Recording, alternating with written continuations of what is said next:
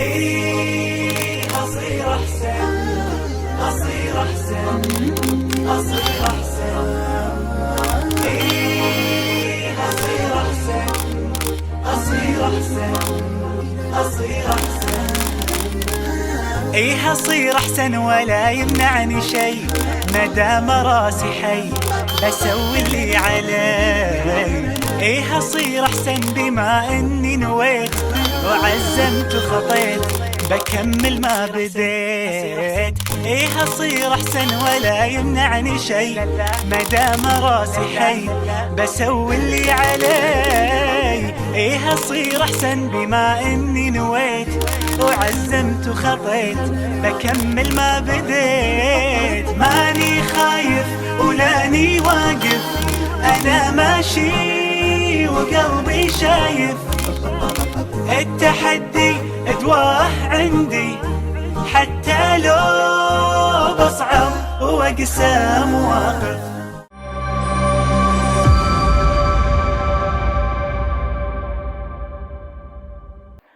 Assalamualaikum warahmatullahi wabarakatuh. Innal hamdalillah wassalatu wassalamu ala Rasulillah wa ala alihi wa sahbihi wa man tabi'ahum bi ihsan ila yaumil qiyamah.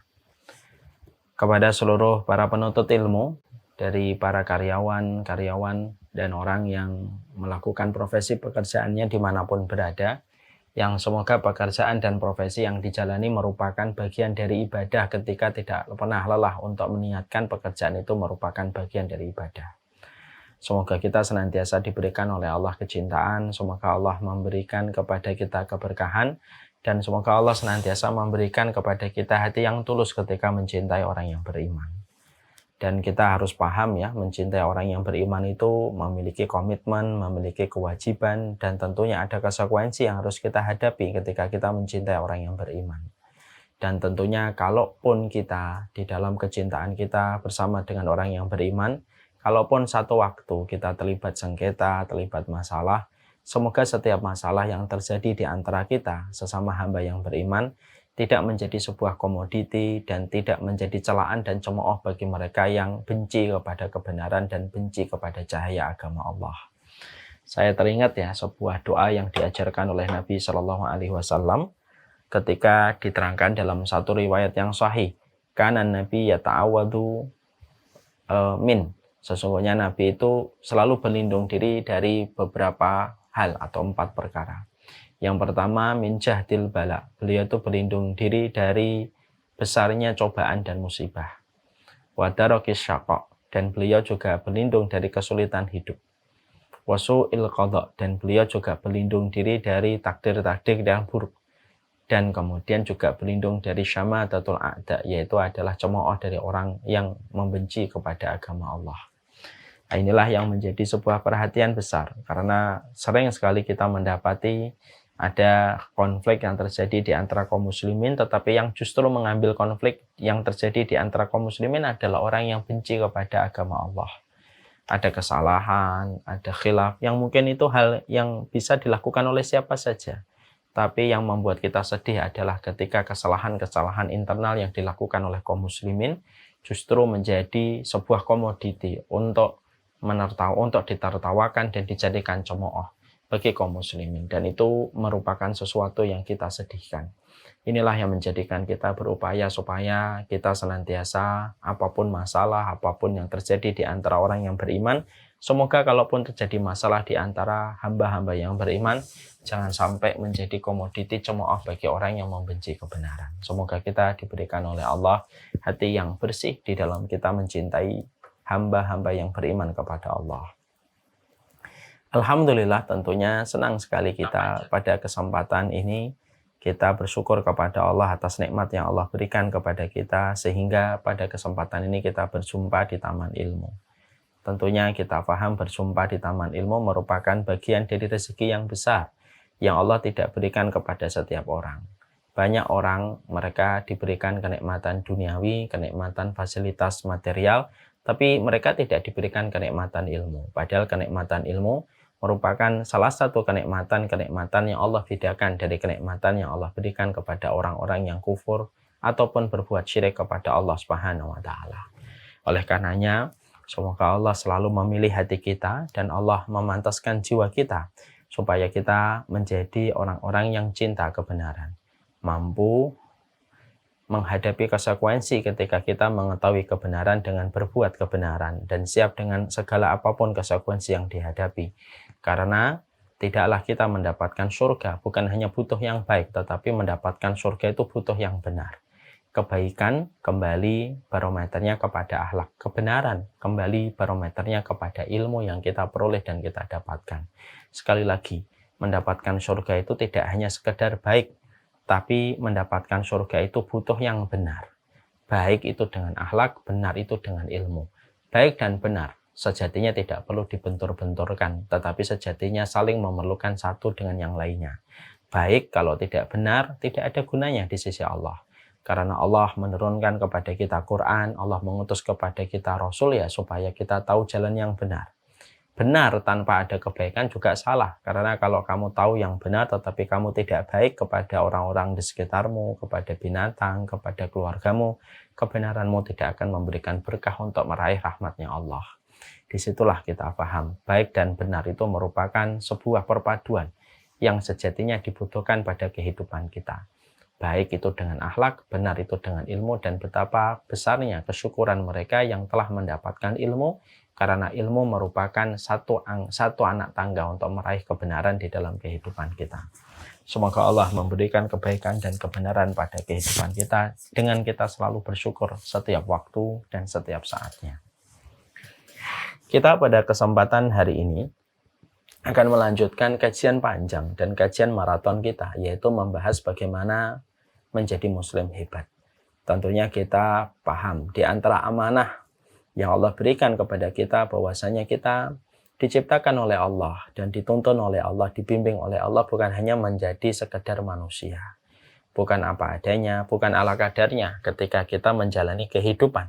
Tetapi Allah memberikan sebuah pesan jelas dan nyata kepada kita bahwasanya seorang muslim itu harus betul-betul menjadi yang terbaik di antara hamba-hamba Allah yang lainnya.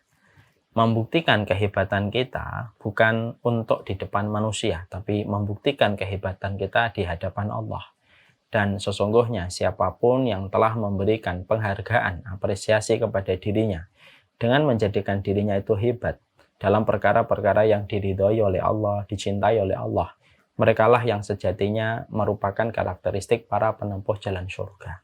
Nah, inilah yang menjadi sebuah tanggung jawab kita. Tanggung jawab kita di dalam kehidupan ini adalah bukan hanya sekedar beribadah, tapi kita harus memiliki sebuah karakteristik yang hebat untuk kehidupan kita di hadapan Allah. Bukan untuk menyombongkan diri di hadapan manusia, bukan untuk merendahkan diri, bukan untuk melecehkan manusia, tapi untuk menjadikan kita betul-betul memberikan yang terbaik pada setiap ujian yang Allah berikan kepada kita sehingga menjadikan kita yang terbaik.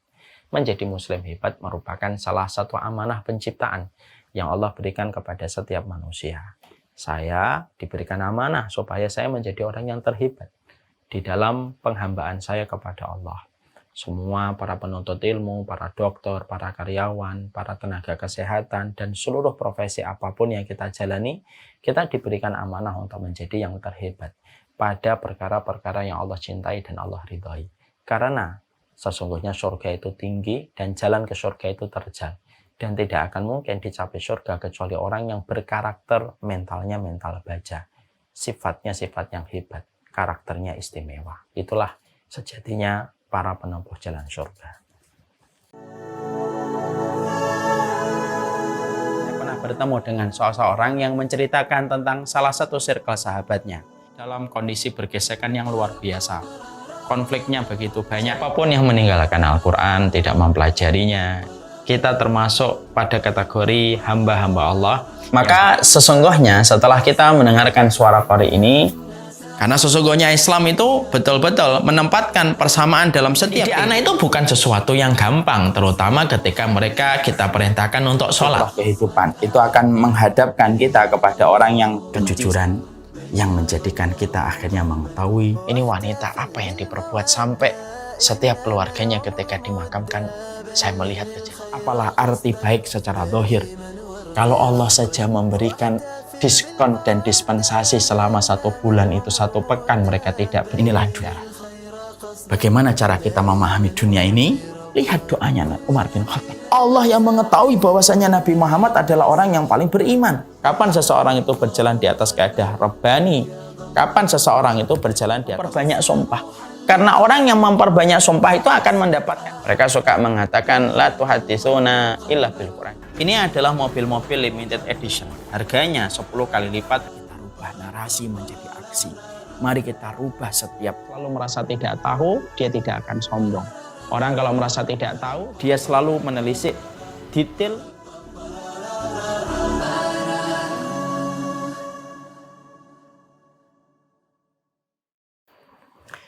Kita pada kesempatan hari ini akan meneruskan pembahasan pada poin menyelesaikan kendala internal pada diri kita. Karena tidak mungkin kita menjadi muslim hebat sampai kita mengendalikan kendali internal pada diri kita. Kendala diri itu bisa melambatkan potensi diri. Dan kita tentunya paham Al-Quran memotret berbagai macam kelemahan-kelemahan yang dimiliki oleh manusia dengan berbagai macam keterbatasan-keterbatasan yang Allah berikan. Allah memberikan kepada kita kelemahan, keterbatasan untuk menjadi ujian. Kepada kita siapa yang mampu menyelesaikan PR-PR itu, memperbaiki, mengevaluasi, sampai akhirnya dia mendapatkan apa yang diridhai oleh Allah ketika menyelesaikan PR pada internal dirinya. Masalah kita biasanya tidak pernah bisa menjadi hebat, yaitu karena kita tidak pernah menyelesaikan PR internal pada diri kita. Kita tidak pernah tahu apa itu kendala-kendala diri kita. Kita tidak pernah mengenal potensi keburukan yang ada pada diri kita. Tetapi justru kita lebih mengenal kekurangan orang lain, kita lebih mengenal aib orang lain daripada potensi dan kendala yang ada pada diri kita secara keburukan. Itulah yang menjadikan kita tidak pernah berkualitas di hadapan Allah. Makanya orang sering berkata, saya bisa mengalahkan 1000 orang, tapi belum tentu saya bisa mengalahkan diri saya sendiri. Ada banyak orang yang sering berkata, baik orang beriman atau tidak beriman sering berkata, apa musuh terbesar? Musuh terbesar itu diri sendiri. Itu sering kita jumpai dalam banyak dialog, dalam banyak quote yang disampaikan untuk menjelaskan secara nyata kepada kita bahwasanya kendala diri itu nyata. Dan salah satu di antara tugas kita adalah menyelesaikan kendala diri yang ada pada diri kita untuk melejitkan potensi diri kita di hadapan Allah Subhanahu wa taala. Maka itulah yang kita harus senantiasa perhatikan. Kemarin kita sudah membahas banyak kendala diri yang kita harus selesaikan dan harus kita perbaiki. Pikiran yang buruk, yang selalu kita terjebak kepada pemikiran yang negatif, bagaimana suka terburu-buru, bagaimana kita suka kikir dan bakhil, itu merupakan kendala yang ada pada diri kita, yang melambatkan potensi diri kita untuk berkembang menjadi orang yang hebat. Kemarin kita membahas juga, kita pada pembahasan yang hari ini adalah termasuk salah satu kendala diri kita adalah adanya hawa nafsu yang ada pada diri manusia, bahwasanya manusia, siapapun dia, mereka memiliki hawa nafsu. Tidak ada manusia yang lepas dari hawa nafsu. Karena hawa nafsu itu sejatinya baru hilang ketika seseorang itu meninggal dunia. Tapi selama jasad masih diusung di dalam badan, selama ruh masih di dalam badan, maka selama itu pula kita memiliki hawa nafsu. Kepandaian dan kepiawaian di dalam mengelola hawa nafsu, maka menjadikan manusia itu akan melejit kebaikannya ketika mereka mampu menempatkan, mengatur, memberikan maintenance kepada hawa nafsunya. Ketika dia mampu menguasai hawa nafsunya, mengendalikan hawa nafsunya, maka merekalah orang-orang yang memiliki kebaikan pada kehidupan mereka ketika nafsu itu ditempatkan pada tempat-tempat yang menjadikan dia tidak tenggelam dengan hawa nafsunya. Dan kemarin kita sampaikan betapa besarnya pengaruh nafsu itu merusak kualitas kehidupan manusia. Dan salah satu dampak buruk ketika kita tidak mengenali potensi nafsu yang ada pada diri kita, hari ini kita menjumpai betapa banyaknya orang yang terjebak kepada perzinahan, dan perzinahan itu hanyalah merusak kualitas kehidupan kita, hanyalah merusak cahaya pada kehidupan kita, hanyalah merusak pelita pada kehidupan kita, karena zina itu merupakan salah satu dosa besar yang diakibatkan dari tarikan nafsu yang tidak bisa dikekang dan tidak bisa ditahan, lalu hawa nafsu itu merusak. Dampak dari hawa nafsu yang diperturutkan yang bernama zina, kerusakan yang ditimbulkan lebih besar daripada yang dibayangkan oleh manusia. Itulah kalau kita tidak mampu mengenali hawa nafsu yang menjerumuskan kita kepada sebuah perkara yang dinamakan dengan zina. Saya juga kemarin menyampaikan, dosa itu, zina itu merusak 4 perkara sekaligus. Merusak agama seseorang, merusak kehormatan seseorang, merusak akal seseorang, dan merusak nasab seseorang. Itulah zina. Salah satu di antara bagian yang terkait dengan hawa nafsu terjerumusnya seseorang di dalam perkara zina. Dan berapa banyak peradaban menjadi rusak karena perzinahan.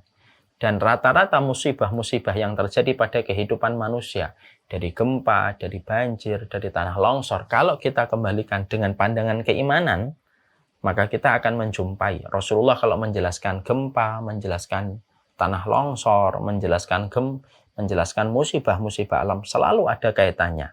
Selalu ada kaitannya dengan persoalan zina. Karena luar biasanya zina itu merusak seluruh tatanan kebaikan pada kehidupan manusia. Makanya 4 perkara sekaligus itu rusak ketika seseorang itu sudah terjatuh di dalam perkara zina. Agama. Agama mana yang bisa menerima seseorang perempuan dan seorang laki-laki yang belum terikat komitmen, lalu mereka menikmati pada sesuatu yang tidak melahirkan sebuah komitmen apapun kecuali hanyalah kesenangan hawa nafsu. Tidak ada agama yang bisa menerima. Akal. Akal mana yang bisa menerima seorang anak yang kita lahirkan dizinai sama seorang laki-laki? Ketika kita menjaganya, ketika sakit kita menjaganya, ketika demam kita berusaha mengobatinya, ketika dia dalam masalah kita berusaha untuk membantunya, tapi ketika pada kehormatan dirinya malah justru diambil dan direnggut oleh seseorang yang tidak memiliki sebuah tanggung jawab yang dia berani sampaikan kepada kita selaku orang tuanya. Tidak ada akal yang bisa menerima orang itu bisa menzinai dan berzina dengan anak orang. Kehormatan. Mana yang lebih buruk dari kehormatan yang hilang ketika kancing baju dibuka dan kehormatannya itu direnggut? Nasab. Dan ketika zina itu sampai menyebabkan kehamilan, maka nasab dari anak yang dihasilkan dari perzinahan itu menjadikan anak itu tidak memiliki nasab kecuali nasabnya dikembalikan kepada tempat tidur, tempat terjadinya perzinahan itu.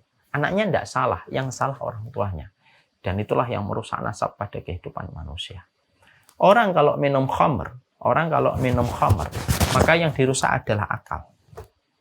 Ya, kalau orang melakukan dosa, maka yang dirusak mungkin agamanya. Tapi kalau zina itu 4 sekaligus.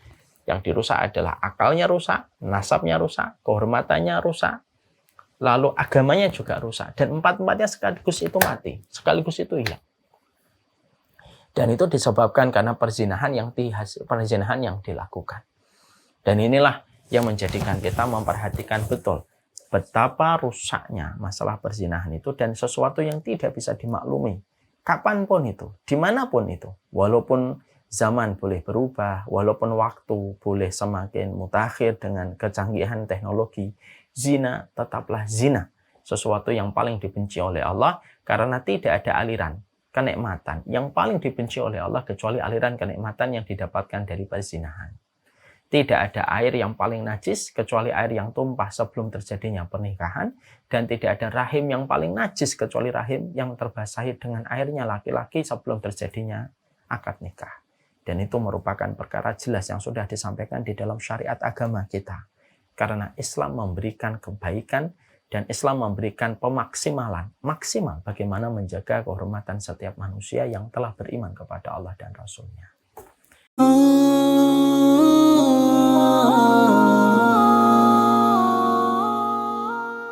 Pada suatu hari Ibrahim bin Adham pergi berburu dan berhenti di tempat peristirahatan. Hasanah itu melebihi semua hadiah-hadiah mewah yang diberikan oleh orang lain kepada kita. Sampai Rasulullah menyampaikan di dalam salah satu riwayat, khairul quruni qarni, tsummal ladzi yalunahum, tsummal ladzi yalunahum. Kenapa doa ini termasuk salah satu doa 40 Rabbana yang kita harus lakukan? Masya Allah, luar biasa bagaimana Umar bin Khattab menjaga hatinya. Letakkan peraturan untuk anak, untuk suami, untuk istri, untuk orang-orang di sekitar kita. Jadi mereka sudah betul-betul kosong. Mereka sudah menggadaikan ibunya, menggadaikan anaknya, menggadaikan istrinya, sudah tidak diterima. Mendapati keluarga kita berangkat lebih dulu, jam keberangkatan mereka kepada alam barzah. Anak kita kalau umur 10 tahun tidak menegakkan sholat, kita disuruh mukul. Pukulan yang tidak sakit. Siapapun yang apabila dalam kehidupan ini Yang mereka harapkan itu hanyalah apa yang ada di sisi manusia. Maaf ya, coba kita merenungkan. Kalau kita mungkin ketika melihat bagaimana peristiwa semua tata cara di dalam kita berdoa, contohnya menyebut Asmaul Husna, sholawat kita kepada Rasulullah.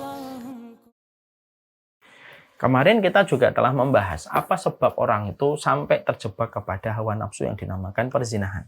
Anak bisa hancur lebur hatinya ketika mengetahui orang tuanya berzina.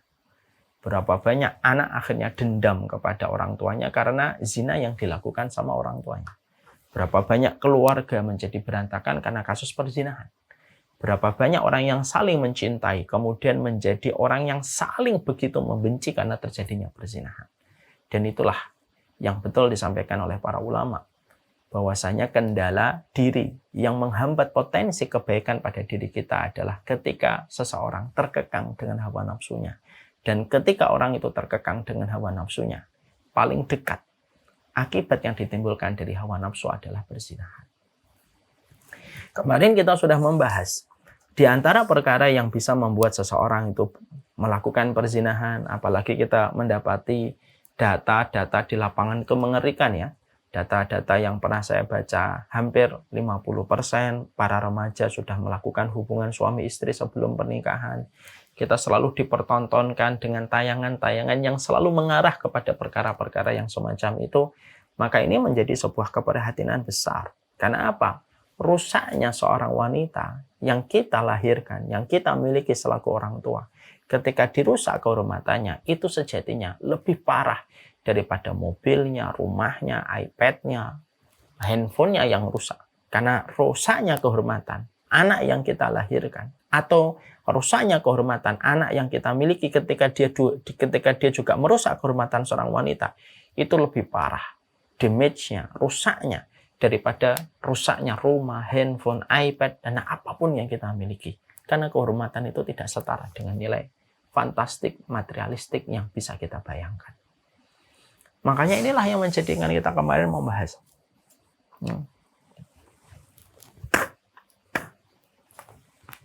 Yang kita bahas kemarin adalah kenapa seseorang itu bisa berzina. Banyak sebabnya yang sudah kita sampaikan. Karena kita membuat standar yang terlalu mewah dan terlalu tinggi tentang pernikahan. Standar terlalu mewah di dalam pernikahan itu bisa menjadikan orang berpikir puluhan kali sebelum dia menikah. Karena beban-beban angka menghantui dia ketika akan melangsungkan pernikahan. Al-maghalatu fi zawaj. Mahalnya biaya pernikahan. Dan standar yang dibuat oleh manusia di dalam menikah itulah yang menjadikan suburnya perzinahan. Orang lebih senang untuk menikmati sendiri daripada harus menghitung angka yang begitu fantastik ketika dia melangsungkan pernikahan.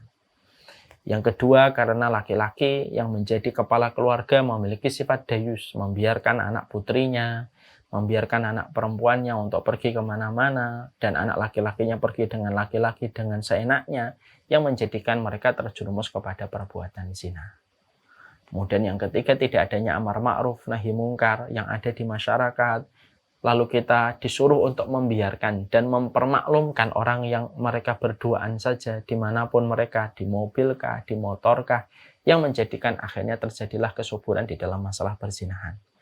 Kemudian yang berikutnya yaitu adalah karena meninggalkan sholat. Itu menyebabkan seseorang juga melakukan zina dari anak-anak muda yang sudah meremehkan sholatnya, maka hukuman terdekat orang yang meremehkan sholat sebagaimana pada surat Maryam 59, khalfun adha'us sholata wattaba'us syahwat, yaitu adalah orang yang mereka meremehkan sholat, maka mereka pasti mengikuti syahwat. Berarti orang yang meremehkan sholat itu biasanya akan terjebak kepada perzinahan. Dan berbagai macam narasi-narasi batil yang menjadikan orang merasa bahwasanya itu bukan perzinahan. Lalu dia merasa nyaman melakukan itu tanpa dia mengetahui bahwasanya itu perzinahan yang dibenci oleh Allah. Itulah sebab-sebab kenapa anak-anak muda melakukan perzinahan. Sekarang kita akan membahas pada pembahasan ini, pembahasan yang terakhir pada bab kendala diri mengikuti hawa nafsu yang menghambat potensi diri kita. Sekarang mari kita bedah. Kalau tadi kita sebutkan poin-poin penting, kenapa orang itu melakukan zina dari aspek dan sisi anak muda yang mereka melakukan zina, maka kita akan tarik. Kenapa zina dilakukan sama mereka yang sudah menikah? Kita harus paham ya dalam kaidah perzinahan. Kita harus paham dalam kaidah perzinahan. Dalam kaidah perzinahan itu, semakin besar hambatan yang terjadi, yang harusnya dia bisa meninggalkan zina. Kok dia bisa berzina dengan kondisi-kondisi yang sebenarnya tidak ideal bagi dia untuk berzina, maka semakin besar dosa yang akan dilakukan olehnya ketika berzina. Ya, makanya maaf ya, kenapa kalau ada pemuda yang belum menikah, zinanya hukumannya tidak sebagaimana seseorang yang sudah menikah lalu berzina. Kenapa? Karena kalau orang sudah menikah, dia sudah memiliki pasangan yang dia bisa lampiaskan syahwatnya pada tempat yang halal dan diridhai oleh Allah, tapi justru dia mencari yang haram. Makanya hukuman bagi pelaku zina kalau sudah menikah tidak sama dengan pelaku zina yang belum menikah. Karena kondisinya berbeda. Zina dengan tetangga, naudzubillah min dzalik, yang tetangga dekat, itu beda dengan zina dengan wanita asing. Kenapa? Tetangga dekatmu kok kamu bisa zina, itu kebangetan. Kan itu tetanggamu yang kamu harusnya malu, tiap hari ketemu dengan keluarganya, kamu berjumpa dengan kerabatnya, tapi melakukan zina dengan tetangga. Itu para ulama mengatakan lebih parah daripada yang zina dengan wanita asing yang jauh. Walaupun soalnya parah, tapi kalau ditanya lebih parah mana, ya lebih parah ketika berzina dengan tetangga. Ya, sama orang yang sudah punya anak, kok dia berzina, dia sudah punya anak, kok dia berzina, terutama kalau dia punya anak perempuan, kok sampai dia zina, itu lebih parah, jauh lebih parah daripada orang yang tidak punya anak perempuan. Itu jauh berbeda, sangat jauh berbeda. Karena apa? Karena kalau kamu punya anak perempuan, harusnya mikir panjang. Sebelum saya berzina, saya punya anak perempuan. Di mana bayang-bayang perzinahan itu bisa menimpa kepada anak keturunannya. Tapi kalau dia punya anak perempuan, tetap dia menabrak zina. Itu beda dengan laki-laki yang dia tidak punya anak perempuan. Semakin besar hambatan orang melakukan zina, kok semakin diterjang, itu menjadikan dosa perzinahan itu berbeda tingkatannya, sesuai dengan kondisi yang berbeda. Ini kita harus paham ya. Jadi kalau ada anak, ada laki-laki punya anak perempuan, atau perempuan, dia sudah punya anak perempuan, kok mau berzina?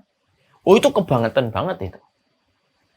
Itu laki-laki paling bejat yang ada dalam kehidupan manusia. Dan itu perempuan bejat. Kenapa? Karena zinanya mereka ketika sudah punya anak, terutama anak perempuan, suaminya, laki-lakinya sudah punya anak, perempuannya sudah punya anak, terutama anak perempuan. Kok bisa zina? Padahal mereka punya anak perempuan yang tahu bagaimana rasanya kalau dizini orang.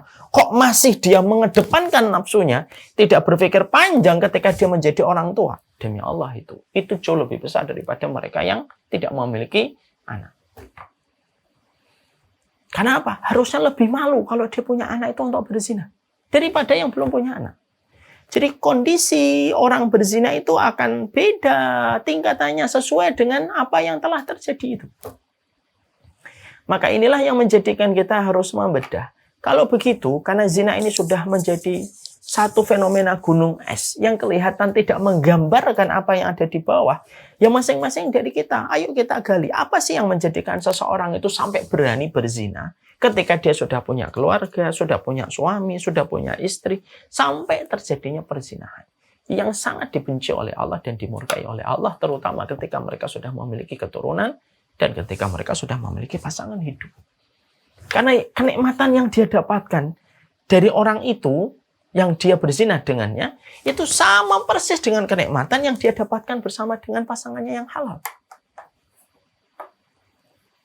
Kenikmatan yang dibangun ketika membayangkan bersama seorang laki-laki dan seorang perempuan yang tidak halal itu hanyalah kenikmatan yang dibangun angan-angannya oleh setan.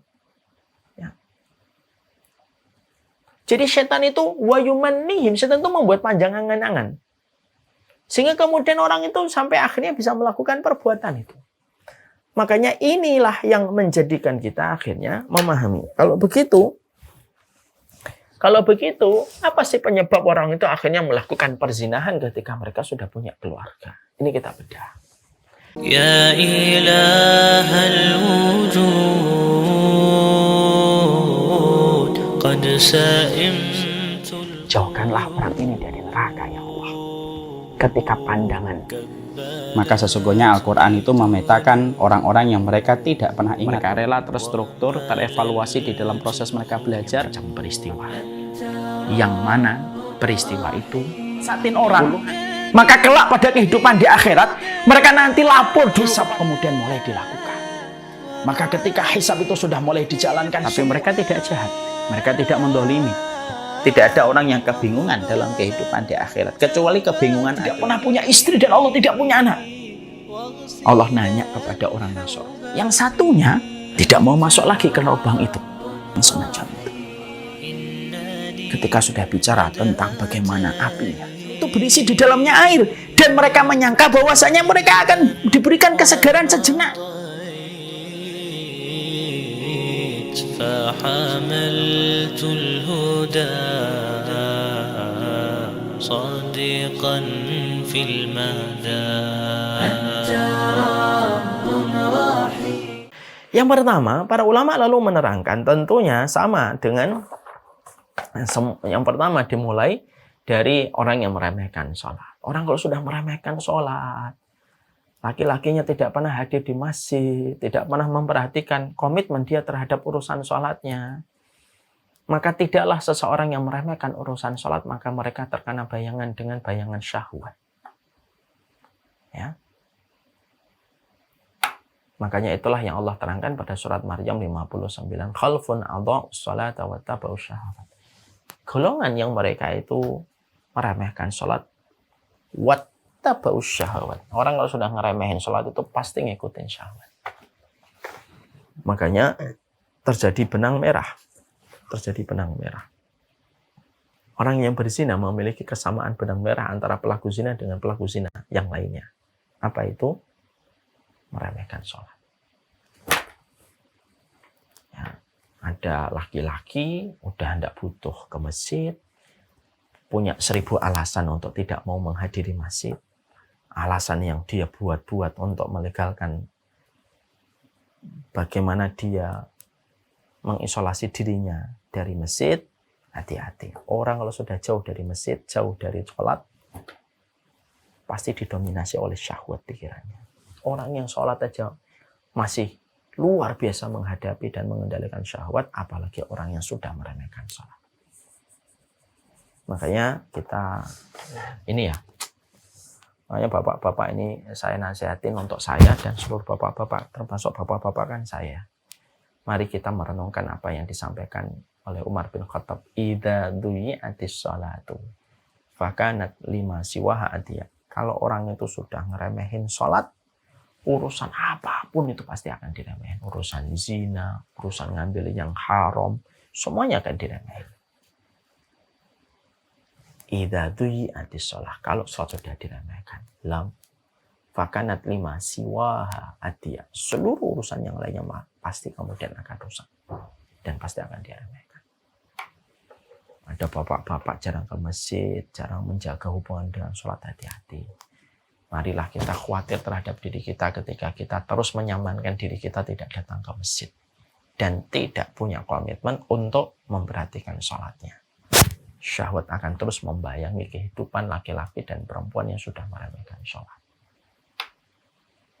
Ya, bahkan dia bisa jadi melakukan zina, bahkan melakukan aborsi, bahkan melakukan tindakan yang melampaui batas pun bisa dilakukan olehnya tanpa dia merasa bahwasanya itu adalah perbuatan yang sangat tercela. Ini yang kita harus paham. Tentunya dengan sebuah perkara yang penting ya, bukan hanya sekedar sholat, tapi betul-betul sholat. Ya. Makanya kalau kita melihat ada orang yang berkata, ada orang yang sholat tapi masih berzina juga. Dia sholat aja berzina, apalagi nggak sholat. Cara berpikirnya sesimpel itu. Ya. Makanya inilah yang kita harus pahami. Makanya sampai kemudian kita menjumpai ya, apa yang kita dapatkan dari perkataan Abdullah bin Mas'ud, idza ra'aita rajul fil masjid fashhad bi anna lahul iman. Kalau kamu menyaksikan seseorang laki-laki sudah berada di masjid, fashhad lahul iman, maka saksikanlah bahwasanya dia telah memiliki iman pada hatinya. Tapi kalau ada laki-laki yang jauh dari masjid, maka saksikanlah tidak ada iman pada hati dan dadanya. Nah, ini urusan sholat. Tidaklah kita menjumpai orang yang melakukan zina kecuali benang merahnya itu meremehkan sholat. Ada saya punya teman Ustaz, dia rajin sholat tapi masih zina juga. Pikirannya sederhana. Bisa jadi dia sholat tapi tidak menghadirkan hati. Atau yang kedua, cara berpikirnya jangan dibolak-balik dan jangan sampai rusak. Dia sholat aja masih zina, apalagi tidak sholat. Orang sholat aja masih bisa zina, apalagi orang yang betul-betul ngeremehin sholat. Itu yang pertama. Yang kedua, kenapa ada laki-laki, perempuan yang sudah punya keluarga, dia bisa melakukan perzinahan? Yang kedua, karena mereka tidak tahu adab yang menanti bagi mereka yang melakukan perzinahan. Dosa besar yang menanti. Orang itu tentunya akan menahan dirinya, menarik tuas remnya dari perbuatan zina. Kalau dia tahu betapa besarnya perzinahan itu akan diberikan kebencian dan kemurkaan dari Allah. Kalau dia memikirkan bagaimana hukumannya. Ikhwan, yang kita semoga Allah rahmati, tahukah kita hukuman yang Allah terapkan kepada pelaku zina? Kalau dia muhsan, sudah menikah, itu hukumannya adalah dirajam. Hukuman rajam itu berlakunya bagaimana, Ustaz? Hukuman rajam ketika tegaknya hukum Allah, syariat Allah, maka kalau ada orang yang melakukan zina, lalu dia minta untuk dibersihkan, maka dia minta hukum dirajam, maka hukum rajam itu digalikan lubang. Dimasukkan di dalam lubang itu. Seluruh tubuhnya yang disisakan dari leher ke atas. Ya, lalu dikumpulkan batu. Batu-batu yang sedang. Batunya tidak boleh terlalu besar. Yang ketika terlalu besar itu langsung dihantamkan, lalu dihantamkan langsung mati. Bukan batu yang besar. Tapi juga bukan batu-batu yang kecil. Yang ketika dilemparkan kepada orang yang dirajam, matinya lama. Batunya batu yang sedang. Kenapa batu yang dipakai untuk merajam orang yang berzina itu batu yang sedang? Supaya ketika dilemparkan pada kepala orang yang dirajam, dia merasakan sakit. Sebagaimana nikmat yang dia rasakan dari ujung rambut sampai ujung jempol ketika dia berzina. Kalau orang yang dirajam itu ikhlas karena Allah dan dia tobat, tidak ada tempat setelah itu kecuali surga baginya yang menanti kalau memang dia rajam itu ikhlas karena Allah. Ya, sebagaimana Ma'is bin Malik, sahabat Rasulullah SAW yang pernah datang kepada Nabi SAW dan berkata, "Ya Rasulullah, tahhirni. Ya Rasulullah, tolong sucikan saya." Nabi mengatakan, "Waihaka, faji wa tub ilallah." Celaka sekali Amboy, apa yang kamu katakan wahai Ma'is? Kamu pulang ke rumah. Tobatlah di rumah. Tapi Ma'is berkata kembali, "Ya Rasulullah, tolong sucikan saya ya Rasulullah." Apa sih yang kamu katakan wahai Ma'is? Pulang ke rumah, bersihkanlah dirimu dengan bertobat kepada Allah. Datang lagi dia. Dia mengatakan, "Tolong sucikan saya ya Rasulullah."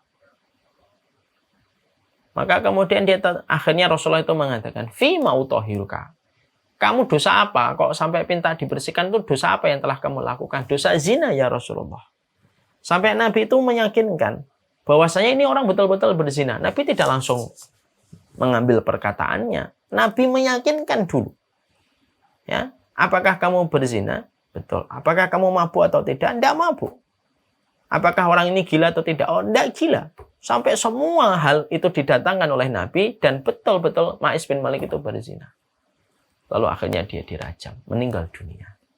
Pada saat hari yang ketiga diumumkan oleh Nabi, taubatnya Ma'is bin Malik telah diterima oleh Allah dan dia kalau bisa diberikan izin memberi syafaat, seluruh penduduk Madinah mendapatkan syafaatnya Ma'is bin Malik. Nah, jadi disinilah kita akhirnya mendapati bahwasanya orang itu sampai melakukan perbuatan zina ketika dia sudah berusia tua, berusia lanjut, berusia paruh baya, ya melewati angka 30, 40. Kok masih melakukan zina? Karena lemahnya dia untuk mengetahui. Bahwasanya besarnya hukuman yang terjadi kepada orang yang melakukan zina. Akhirnya apa? Melakukan perzinahan.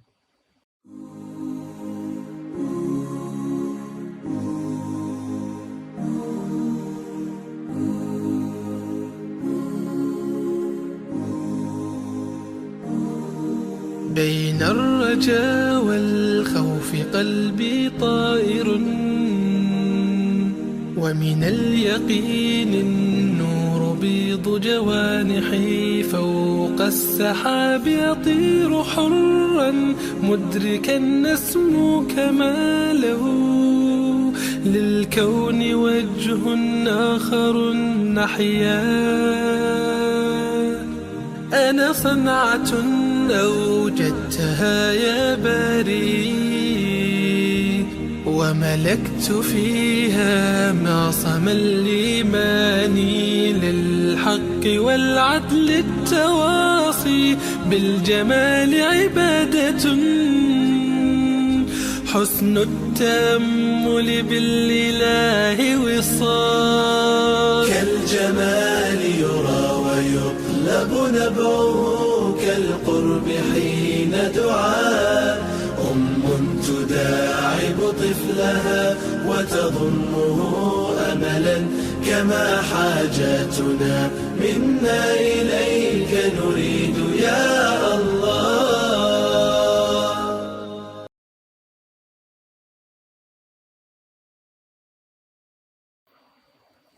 Yang ketiga, karena dia melonggarkan interaksi dia dengan lawan jenis, kata para ulama. Tentunya kita paham, medan terlemahnya seorang laki-laki itu pada perempuan. Ya. Dan medan terlemahnya seorang perempuan itu pada laki-laki ketika dia menyenangi laki-laki itu. Ketika seorang manusia tidak menyadari medan lemahnya, lalu mereka masuk kepada medan peperangan yang sejatinya dia lemah di medan peperangan itu, maka tidaklah terjadi ikhtilat kecuali ujung dari ikhtilat itu kalau dibungkus dengan lemahnya sholat, dibungkus dengan lemahnya perenungan tentang dosa zina, maka terjadilah perzinahan. Karena apa? Karena itu merupakan bagian dari kelemahan manusia laki-laki ketika sudah di hadapan seorang perempuan, dan kelemahan perempuan ketika dia sudah dibuai dengan kata-kata cinta dan kata-kata romantisme bohong dan romantisme dusta dari seorang laki-laki. Maka terjadilah perzinahan. Makanya menutup celah yang bisa menjadikan seseorang berzina itu ditekankan di dalam Islam. Makanya semuanya itu dimulai dari sebuah proses an-nadhar. Semuanya itu dimulai dari proses yang semuanya itu dimulai dari proses dari melihat. Dari proses melihat, lalu diungkapkan dalam bentuk kata-kata, terjadilah pertemuan, terjadilah janji, dan terjadilah perzinahan. Nah, makanya ini menjadi sebuah nasihat untuk kita, untuk saya, untuk semuanya. Para laki-laki itu tahu, oh medan terberatnya dia itu kalau sudah berada di hadapan perempuan, terutama pada perempuan yang dia suka. Maka tahanlah diri dalam interaksi itu. Apalagi kalau sampai sudah ngajak bertemu lah, ngajak jalan lah. Maka tidak ada yang dilakukan kecuali adalah setelah itu akan tertarik karena sesungguhnya tarikan perzinahan itu sebagaimana tarikan lumpur hidup. Semakin lama menarik dan semakin lama menarik dan semakin lama akhirnya menenggelamkan manusia dalam perzinahan itu. Makanya kita mendapati bagaimana kita menjumpai dan kita mendapati ya. Zina itu kalau kita belajar dari sebuah hadis yang disampaikan oleh Nabi, zina itu selalu ditanamkan oleh setan dengan cara yang berlahan-lahan. Prosesnya berlahan-lahan prosesnya. Itu zina. Makanya kan kita lihat ada sebuah kisah nyata yang terjadi, ada seorang ahli ibadah dititipin seorang perempuan. Maka setan pertama kali membiarkan ahli ibadah berada di atas, perempuan itu di bawah. Kalau dia mengantarkan makanan melalui cukup dengan tali yang dijulurkan ke bawah, nanti perempuannya mengambil di balik jendela. Setan membiarkan. Setan kemudian berkata, biarkan saja. Lama-lama setan kemudian berkata, memang kamu terus akan memberikan makanan dengan cara yang semacam itu. Turunlah ke bawah. Taruhlah makanan di depan pintu kamarnya. Itu lebih baik dan lebih memanusiakan dia daripada kamu mengulurkan talimu dari lantai kedua. Dia terpikir, oh iya juga ya. Akhirnya dia turun. Meletakkan itu piring di depan kamarnya makanan. Mengetuk pintu kamar itu langsung pergi dia tanpa dia berjumpa. Setan membiarkan dulu begitu lama. Setelah itu setan memberi kembali nasihat yang buruk. Memang kamu tidak ingin jumpa dengan dia, lihat orangnya. Lalu kamu lihat bagaimana wajahnya. Mungkin ada sesuatu yang bisa dia butuhkan kepada dirimu. Akhirnya tergoda juga. Ketok pintu, lihatlah wajahnya. Terpanalah beliau kepada wajah sang wanita. Lalu dia tidak berbicara, langsung dia tinggalkan. Setiap mengantarkan makanan menjadi momen yang paling mendebarkan. Ketok pintu, lihat wajahnya mengambil makanan itu sembari dia mengucapkan terima kasih. Setan ngasih nasihat kembali. Maksudnya nggak diajak ngobrol dong. Nggak apa-apa kok, mungkin ada sesuatu yang dia ingin tanyakan. Ngobrol. Lama-lama terjadilah perzinahan. Dari hadis ini, Wahab bin Munabbih yang memiliki riwayat ini mengatakan, perzinahan itu selalu terjadi karena proses yang panjang dan itu dimulai dari interaksi pada ikhtilat yang terlalu diumbar dan dibiarkan. Ya. Makanya Masya Allah ya Bapak dan Ibu ya, hari ini di dunia kantor, salah satu yang kita terkadang susah mengontrol adalah masalah ikhtilat. Yang bisa kita kontrol adalah diri kita masing-masing. Berapa banyak sering kita menjumpai di dunia kantor, karena saya punya kajian kantor sebelum pandemi banyak betul. Dan sering sekali diceritain tentang fakta-fakta yang ada di kantor. Bagaimana ini bisa berzina sama fulana padahal fulananya punya suami. Ini bisa berzina dengan ini padahal dia punya anak 3, 4. Dan itu terjadi karena ikhtilat. Yang ketika ikhtilat itu dibiarkan, ikhtilat itu dimaklumi, masuklah mereka kepada medan gelanggang yang lemah. Dan akhirnya ketika lemah, maka akhirnya mereka tunduk dengan tarikan nafsu untuk menjerumuskan seseorang pada perbuatan zina. Masya Allah. Akhirnya apa kalau orang sudah berzina? Tidak mikir anak, tidak mikir keluarga, tidak mikir bagaimana pasangan, tidak mikir apapun kecuali hanyalah syahwatnya. Ketika 1 kali, 2 kali dilakukan, mungkin masih terasa nikmat. 3 kali, 4 kali ternyata hamil, mulai bingung. Solusinya mengakhiri yang haram itu ya dengan haram lagi. Solusinya mengakhiri yang haram ketika berzina, karena tidaklah zina itu sekali langsung hamil, mungkin biasanya lebih dari 2 kali, 3 kali, sampai akhirnya hamil. Solusinya adalah diaborsi, dimatikan aja. Dan akhirnya menjadi sebuah mata rantai setan dalam perbuatan itu. Zina itu kayak mata rantai setan itu. Mata rantainya zina itu mata rantai setan. Dan itu yang kemudian menjadi masalah besar. Kenapa zina itu jadi mata rantai setan, Ustaz? Karena zina menghilangkan nasab. Kalau wanita yang dia zinai hamil, anak yang dilahirkan wanita yang dia zinai tidak punya nasab. Tidak punya nasab. Kemudian yang terjadi adalah setelah itu bayang-bayang zina itu mengenai kepada keluarganya. Jadi dia kayak mata rantai setan dia. Kalau dia tidak siap, maka ketika hamil dia aborsi. Bunuh anak itu kayak apa?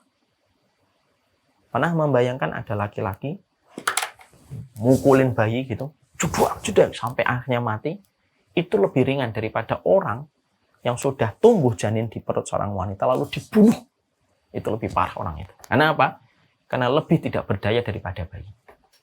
Kalau akal kita saja tidak bisa nerima seorang laki-laki sampai mukulin bayi, sampai bayi itu lebam, lebam dan mati, na'udzubillah min dzalik. Akal kita tidak bisa menerima. Perasaan kita tidak bisa menerima. Lebih tidak bisa kita terima orang yang membunuh anak sebelum dilahirkan ketika dia tidak berdaya menempel pada rahim seorang wanita, dan itu akibat dari laki-laki itu. Lalu laki-laki itu bisa berkata kepada perempuan yang dia zinai, sudah diaborsi saja. Makanya dia disebut dengan lingkaran setan, perbuatan zina itu. Ya. Makanya inilah pula yang menjadikan kita harus betul-betul menghadirkan. Inilah salah satu di antara perkara yang dijelaskan oleh para ulama. Tidak akan mungkin hebat manusia di hadapan Allah sampai dia betul-betul mengendalikan nafsunya, tidak menjadi sebuah perbuatan zina. Semangatnya Islam itu menjaga perzinahan. Semangatnya Islam itu sangat menjaga perzinahan yang dilakukan oleh dzakar dan dzakar. Semangatnya Islam itu menjaga. Semangatnya Islam itu menjaga dari perzinahan. Makanya kemudian kita dapati dan kita jumpai kan, bagaimana perempuan tidak boleh bersuara lembut kepada laki-laki yang bisa menjadikan laki-laki itu kehilangan di dalam hatinya ada penyakit. Kita juga mendapati bagaimana perempuan tidak boleh jalan di depan laki-laki yang bisa menimbulkan efek pandangan bagi laki-laki yang jalan di belakang dirinya. Tidak boleh disentuh, tidak boleh diraba kecuali ada sebuah pernikahan. Bahkan maaf ya, sampai ketika sudah suami istri pun, seorang istri diberikan syariat oleh Allah. Kalau suamimu mendatangi kamu, apapun kondisinya, selama kamu tidak dalam kondisi haid dan siklus bulanan, maka wajib seorang istri untuk memberikan khidmah kepada suaminya ketika suaminya sedang membutuhkan perkara biologis. Kenapa kok sampai syariat Islam itu memberikan aturan detail bahwasanya perempuan harus memberikan khidmah? Karena ketika laki-laki ini tidak disalurkan pada tempat yang tepat, itu terbukanya kesempatan untuk jatuh dalam perkara yang haram. Apa yang kita dapatkan dan apa yang kita peroleh dari perkara ini? Yang kita peroleh dan yang kita dapatkan dalam perkara ini itu apa? Semangatnya Islam itu menjaga seseorang itu dari perzinahan. Dan kita bisa bayangkan kalau suami istri sampai melakukan zina, walaupun sampai tobat sekalipun, misalkan ada laki-laki dia berzina dengan perempuan lain, kalaupun akhirnya bertobat, istrinya juga menerima, itu pun juga tidak akan lepas dari pertengkaran-pertengkaran kembali mengungkit-ungkit itu. Kenapa? Sekali lagi zina itu kayak mata rantai setan dia. Dia kayak mata rantai setan. Yang itu yang akan menjadikan kehidupan seluruhnya itu berantakan. Makanya ini yang kita harus selalu perhatikan betapa besarnya Islam itu mengarahkan kita supaya kita mengendalikan nafsu pada tempat yang tepat yang diridhai oleh Allah. Ya, jadi ketika zina dikerjakan, yang semakin bordernya itu semakin banyak, yang harusnya menghentikan dia dari laju zina, kok semua border itu diterjang, maka semakin besar dosanya itu besar di sisi Allah. Makanya zinanya anak muda dengan zinanya orang tua yang sudah renta, kok dia zina, itu kan lebih parah yang kedua. Makanya termasuk orang yang tidak diajak bicara oleh Allah, kan orang tua yang masih berzina. Orang yang sudah tua, kok masih berzina itu lebih parah daripada anak muda. Kalau anak muda zina, memang dosa besar. Tapi memang tarikan syahwatnya itu besar. Tapi kalau ada laki-laki tua, kok sampai berzina, maka ini parah. Kenapa? Harusnya dengan tua dan rentanya itu menjadikan dia tidak lagi tertarik dengan syahwat. Kecuali dia mampu menempatkan pada tempat-tempat yang Allah ridhoi. Makanya semakin besar tarikan, semakin besar border yang menghalangi dia dari zina. Kok dia sampai berzina dengan semua border dan batasan yang dia lewati, semakin besar dosanya di sisi Allah. Zina dengan tetangga itu tidak sama dengan zina dengan orang wanita asing. Walaupun dua-duanya tercela, tapi tercelanya yang pertama lebih besar daripada yang kedua. Orang yang zina tidak punya anak perempuan, beda dengan orang yang zina dia punya anak perempuan. Itu beda betul di sisi Allah. Untuk memberikan kepada kita sebuah tarikan tuas rem pada kehidupan. Untuk menjadi kendali. Hati-hati perzinahan. Terutama ketika engkau punya anak perempuan. Apalagi kalau sudah punya anak sampai aborsi. Na'udzubillah min dzalik. Na'udzubillah min dzalik. Wassalamualaikum warahmatullahi wabarakatuh. Ini yang kita sampaikan dalam pertemuan ini. Semoga Allah memberikan kebaikan dan keberkahan atas apa yang kita pelajari. Kita masih membahas tentang bagaimana mengendalikan kendala diri kita untuk melejitkan potensi diri.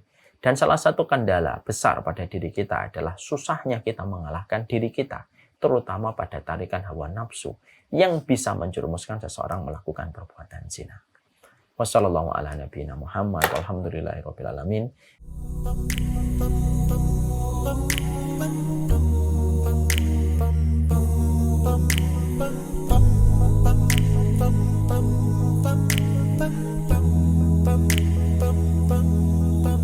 If I should ever leave this life, then this is my goodbye. No, I will always love you, and I won't ever leave your side. Please know that I did my best, and I've been nothing but blessed. I pray that we meet again in our new address. Oh yes, in heaven, with you every second, in the Prophet's presence. So take this moment to